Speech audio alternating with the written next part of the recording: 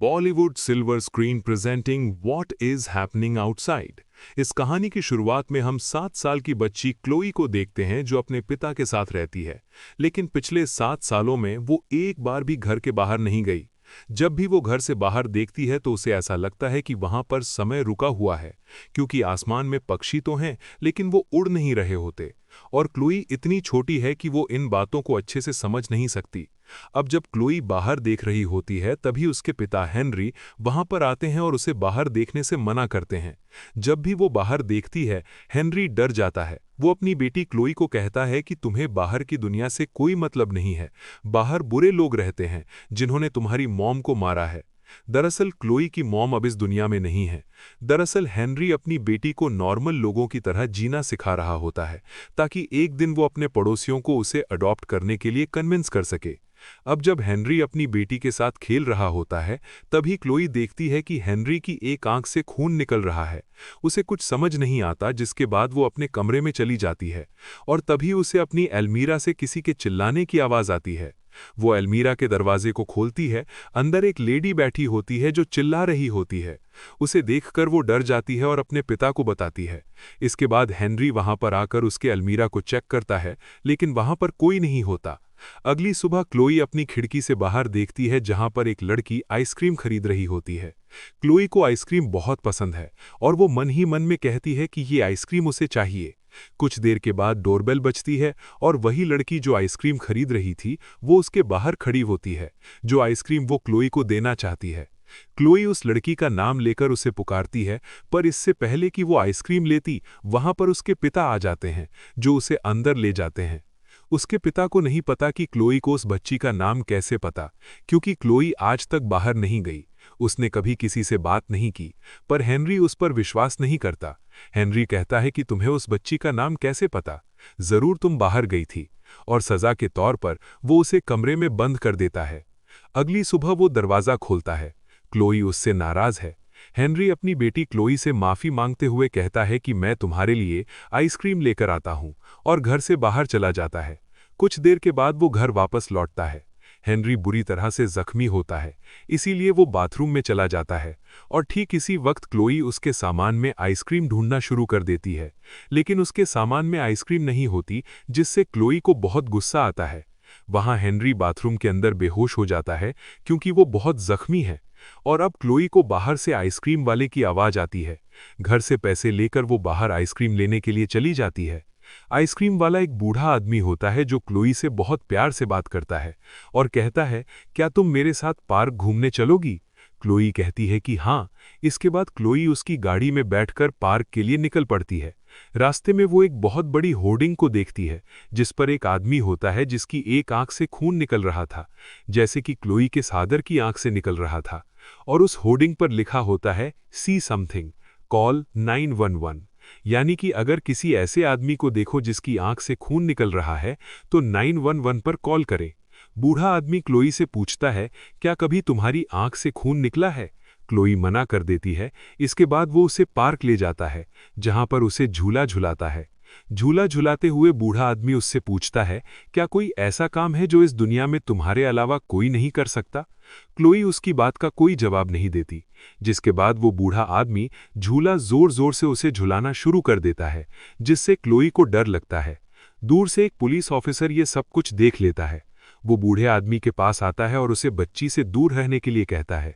बूढ़ा आदमी क्लोई से कहता है कि ये वही लोग हैं जिन्होंने तुम्हारी मॉम को मारा था। ये सुनकर क्लोई को गुस्सा आता है और वो जोर से कहती है कि तुम यहां से चले जाओ। पुलिस ऑफिसर उसकी बात मानकर वहां से चला जाता है। यहां पर हमें पता चलता है कि क्लोई के अंदर ऐसी शक्ति है जिससे वो अपनी बात मनवा सकती है। अब वो बूढ़ा आदमी उसे घर की तरफ लेकर निकल पड़ता है। रास्ते में वो उसे उसकी मॉम की फोटो दिखाता है। क्लोई को आज से पहले उसके पिता ने कभी उसकी मॉम की फोटो नहीं दिखाई थी। वो बूढ़ा आदमी बताता है कि तुम्हारी मॉम मेरी बेटी थी, यानी कि तुम मेरी ग्रैंड डॉटर हो। जिसके बाद वो क्लोई को एक पैकेट में पाउडर देता है और कहता है कि अगर तुम इसे अपने पिता को पिला दो तो हमेशा हम इसी तरह से घूम सकते हैं। कुछ देर के बाद क्लोई के पिता हेनरी को होश आता है। वो क्लोई को देखता है। क्लोई अपने कमरे में काम कर रही है, पर क्लोई उससे बहुत नाराज है। वो हेनरी से कहती है कि तुमने मुझसे बहुत सारी बातें छुपाई और अपने कमरे में सोने के लिए चली जाती है। सोते वक्त वो अपनी मॉम की फोटो देख रही होती है और अपनी मॉम को याद कर रही होती है। तभी उसे एक बार फिर से एल्मीरा से आवाज आती है। क्लोई हिम्मत करके एल्मीरा के पास जाती है और दरवाज़ा खोलती है। वो देखती है कि वही लेडी एल्मीरा के अंदर बैठी है जो बहुत डरी हुई है। क्लोई जब उसे ध्यान से देखती है तो उसे पता चलता है कि ये उसकी मॉम है। क्लोई कहती है कि मैं तुम्हारी बेटी हूं, पर उसकी मॉम जो अंदर बैठी हुई है वो कहती है कि ये सच नहीं हो सकती, कि ये मेरा भ्रम है, और उसे चिल्लाकर वहां से जाने के लिए कहती है। यहां पर हमें पता चलता है कि क्लोई के अंदर एक और पावर है। वो जिस भी इंसान को याद करेगी वो इंसान उसे देख सकता है और वो खुद भी उस इंसान को देख सकती है। अब क्लोई बाहर जाती है जहां उसके पिता सो रहे होते हैं।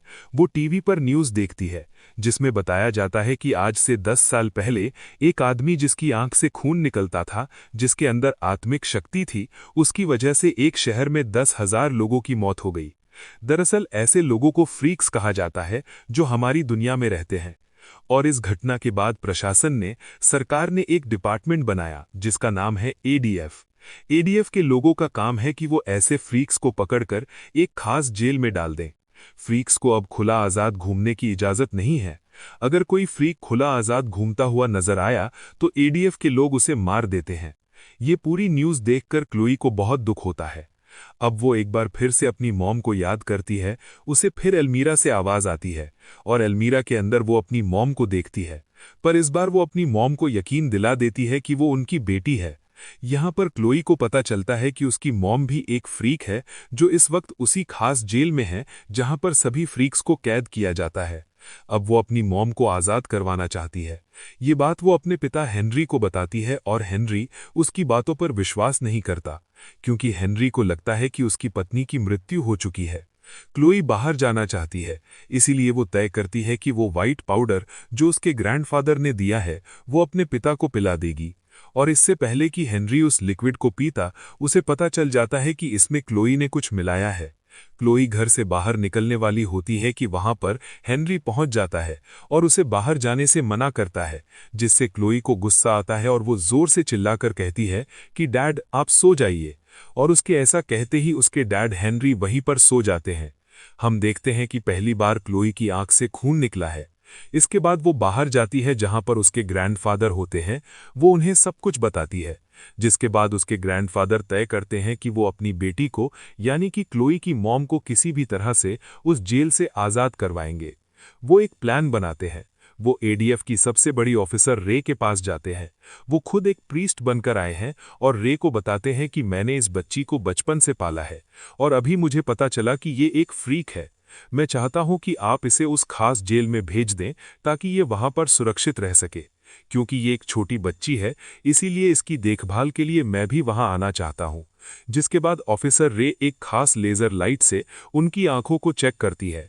उन्हें क्लोई की आंखों में खून का निशान मिल जाता है, पर उसके ग्रैंडफादर की आंखों में नहीं होता, क्योंकि उनके पास एक खास लिक्विड है जिससे वो खून के निशानों को मिटा देते हैं। यहाँ पर जो ऑफिसर रे है वो इस तरह के लोगों को यानी कि फ्रीक्स को जंग में दुश्मनों के खिलाफ इस्तेमाल करना चाहती है। वो बार बार क्लोई को फ्रीक कह रही होती है, जिससे क्लोई को गुस्सा आता है और वो उसे ऐसा कहने से मना करती है। उसके चिल्लाने की वजह से रे डर जाती है और वो बाकी ऑफिसर्स को बुला लेती है, पर इससे पहले कि ये इन्हें पकड़ें, ये दोनों के दोनों यहाँ से गायब हो जाते हैं। हमें पता चलता है कि क्लोई के ग्रैंडफादर भी एक फ्रीक हैं। उनके पास ऐसी शक्ति है जिससे वो गायब हो सकते हैं। अब गाड़ी में क्लोई के ग्रैंडफादर उसे कहते हैं कि तुम मेरे साथ मेरे घर चलो, मैं तुम्हें तुम्हारी शक्तियों का इस्तेमाल करना सिखाऊंगा। पर क्लोई कहती है कि मैं अपने पिता के पास जाना चाहती हूँ, मुझे मेरे घर ले चलो। जिसके बाद ना चाहते हुए भी उसके ग्रैंडफादर अपनी गाड़ी का स्टीयरिंग घुमा लेते हैं, क्योंकि ये क्लोई की एक पावर है, वो अपनी बात मनवा सकती है। अब तभी वहां पर गाड़ी के सामने क्लोई के फादर हेनरी आ जाते हैं, जो क्लोई के ग्रैंडफादर को अपने साथ पकड़कर घर पर बांधकर वापस आते हैं और क्लोई को उठाकर घर की तरफ निकल पड़ते हैं। यहाँ पर हमें पता चलता है कि हेनरी के पास समय को धीमा करने की पावर है। वो अपने चारों तरफ एक ऐसा बबल बना लेता है जिसके अंदर समय नॉर्मल रहता है, लेकिन बाहर की दुनिया में समय बहुत ज्यादा स्लो जाता है। ऐसा बबल बनाने के बाद बाहर की दुनिया में जब बहुत ज्यादा वक्त बीत जाता है तो घर के अंदर यानी कि बबल के अंदर जहां पर समय पूरी तरह से नॉर्मल होता है, वहां पर कुछ ही घंटे बीते होते हैं। यहाँ हेनरी अपनी बेटी को सब कुछ सच बता देते हैं। साथ ही अब वो वक्त भी आ चुका है जब वो अपने नेबर को कन्विंस करेंगे कि वो उनकी बेटी क्लोई को अडॉप्ट कर ले। वो बहुत सारे पैसे लेकर अपने नेबर के पास जाते हैं, जो देखकर उनके नेबर मना नहीं कर सकते। पर जब वो अंदर जाते हैं तो वहां पर उनकी नेबर देख लेती है कि क्लोई की आंख से खून निकल रहा है। वो समझ जाती है कि ये एक फ्रीक है। हेनरी अपनी बेटी को लेकर घर वापस आ जाता है और आज हेनरी को पहली बार पता चला है कि उसकी बेटी फ्रीक है। उसके अंदर भी पावर्स हैं जिन्हें वो इस्तेमाल करना सीख गई है। इस बात से वो बहुत ज्यादा परेशान हो जाता है और क्लोई को एक कमरे में बंद कर देता है। क्लोई अपनी मॉम को याद करती है। अगले पल वो अपनी मॉम को देख सकती है, लेकिन तभी वहां पर एक आदमी आता है जो उसकी मॉम को जबरदस्ती अपने साथ पकड़कर ले जाता है। अगली सुबह क्लोई एक बार फिर से अपने फादर को यानी कि हेनरी को बताती है कि उसकी मॉम जिंदा है, पर हेनरी उसकी बातों पर यकीन नहीं करता। जिसके बाद क्लोई के ग्रैंडफादर हेनरी से कहते हैं कि मैंने और मेरी बेटी ने यानी कि क्लोई की मॉम ने एडीएफ के डिपार्टमेंट उनके जेल के ऊपर हमला किया था ताकि हम सभी फ्रीक्स को वहां से आजाद कर पाएं। लेकिन हम उस लड़ाई को, उस जंग को हार गए। मैं वहां से भागने में कामयाब हो गया, पर मुझे उस वक्त ऐसा लगा था कि उन्होंने मेरी बेटी को मार दिया होगा। पर अब मुझे पूरा यकीन है कि मेरी बेटी अब भी जिंदा है और वो एडीएफ के कब्जे में है। वहीं क्लोई खिड़की से बाहर देखती है, जहां पर वो देखती है कि उसकी नेबर, जिसने उसे पहचान लिया था कि वो एक फ्रीक है, वो एक पुलिस ऑफिसर से बात कर रही है। जिसके बाद वो अपने पिता और ग्रैंडफादर के पास जाती है और अपनी शक्ति से इन्हें भी ये सब कुछ दिखाती है, और अब ये उसकी बातें सुन सकते हैं। दरअसल वो लेडी बता रही होती है कि पास में एक बच्ची है जो फ्रीक है। अब क्लोई अपनी शक्ति से पुलिस ऑफिसर को अपने वश में कर लेती है, जिसके बाद पुलिस ऑफिसर अपने पेन से उस लेडी की आंख पर हमला करता है। उसकी आंख से खून निकलना शुरू हो जाता है। आसपास जितने भी पुलिस ऑफिसर्स होते हैं उन्हें लगता है कि ये लेडी एक फ्रीक है, इसीलिए एडीएफ के ऑफिसर्स उसे मार देते हैं। साथ ही उसके पूरे परिवार को गिरफ्तार करके अपने साथ ले जाते हैं।